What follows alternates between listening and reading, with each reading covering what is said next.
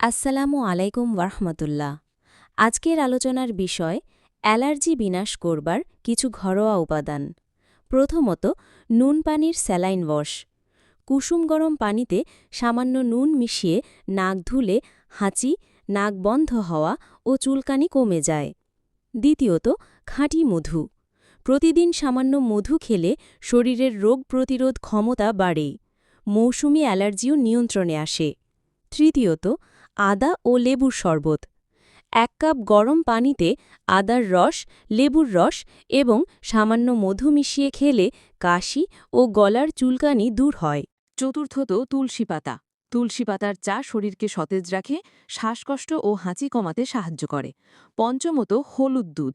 ১ glass গরম দুধে আধা চা চামচ হলুদ মিশিয়ে রাতে খেলে অ্যালার্জি ও প্রদাহ কমে। এছাড়া ধুলাবালি ও ধোঁয়া থেকে দূরে থাকুন।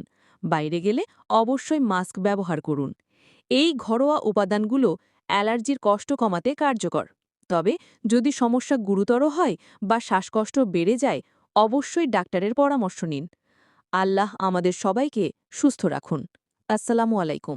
ভিডিওটি ভালো লাগলে লাইক দিন, বন্ধুদের সঙ্গে শেয়ার করুন আর আমাদের চ্যানেলটি সাবস্ক্রাইব করতে ভুলবেন না।